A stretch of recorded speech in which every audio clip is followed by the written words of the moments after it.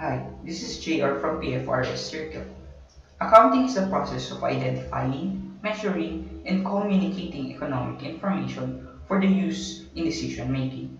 Identifying is the part where you analyze transactions, whether they are relevant to decision users. Measuring is the part where you add value to these transactions, and communicating part is where you do journal entries and the end process are financial statements. Now, accounting has many um, different branches, but one of them is financial accounting. Financial accounting is simply where the end goal is the preparation of financial statements, mainly for the use of external users. It is the kabaliktaran of management accounting.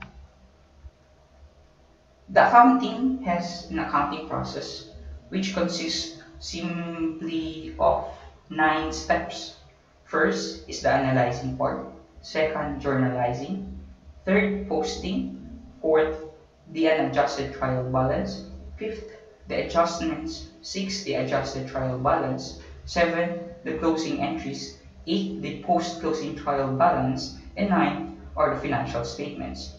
Though not all of these steps are required, such as adjusted trial balances and post-closing trial balances, they are recommended for use for an efficient and effective and orderly recording and summarizing of transactions. Moving on to the conceptual framework for financial accounting. You can look at it as something as like a constitution for a certain state where laws are usually based. Like laws, conceptual framework is like a constitution in a sense that this is where standards are usually based. But unlike the constitution and law relationship, where the constitution is superior to the laws, conceptual framework is inferior to accounting standards. Now, first, the conceptual framework defines the elements of accounting, which are the assets, liabilities, and owner's equity. Conceptual framework defines asset as an economic resources, liabilities and owner's equity defined as economic resources and claims. Conceptual framework for financial accounting also gave the objectives of general purpose financial reporting. It is general purpose for the sense that they are prepared for general users that cannot compel the management to prepare financial statements for their own use.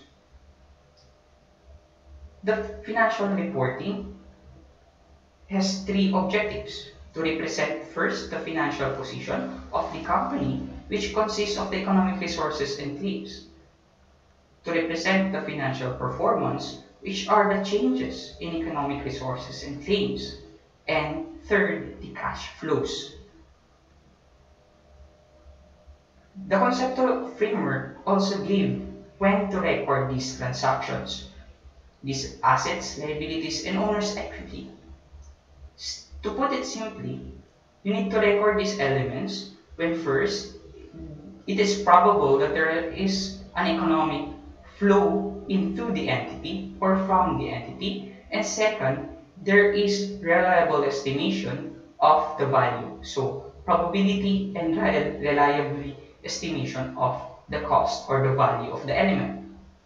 The conceptual framework also has this underlying assumption of going concern, which means that it is presumed that the entity will live indefinitely unless there is other evidence, but where management is concerned with.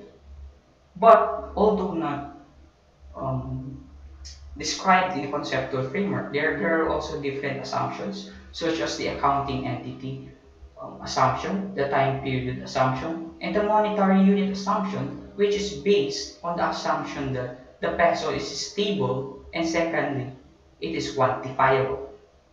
The conceptual framework also defines the capital maintenance concept, which there are two different ways to look at.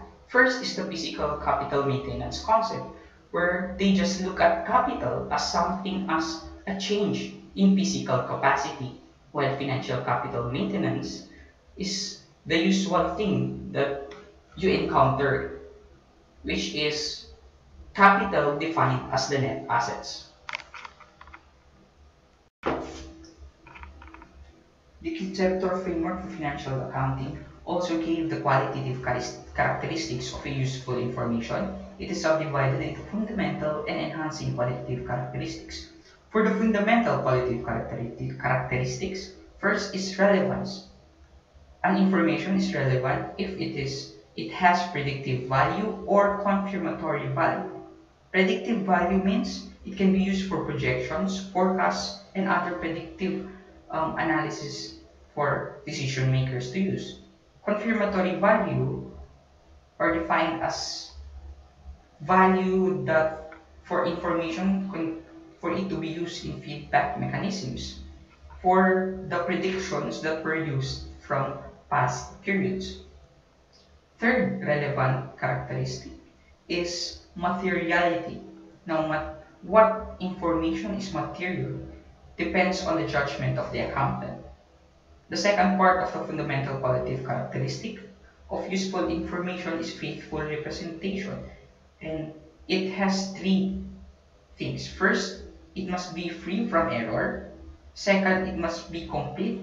And third, it must be neutral for it to be considered as faithfully represented. The second part is the enhancing qualitative characteristics. It must be timely. Second, it must be understandable. And third, it must be verifiable. Means that it must be supported by evidence, and where other accountants can look at the evidence and conclude the same thing. Comparability is the fourth enhancing qualitative characteristic, where same entity but different periods can be compared, or though at the same period, different entities are compared. Now let's move on to the last part, introduction to the standards. Now, accounting standards are a representation of generally accepted accounting principles. On 1973, the IASC, or the International Accounting Standard Council, was founded. Now, they created accounting standard called IAS, or International Accounting Standards. But on year 2000, they have decided to create a new board or council that was named IASB, or International Accounting Standards Board. Now, these IASB pronouncements or the accounting standards are called first IAS from the previous pronouncements of IASC, second IFRS, or the International Financial Reporting Standards, now being created by IASB, and third are the interpretations for these IAS and IFRS, which mainly consist of SIC and IFRIC.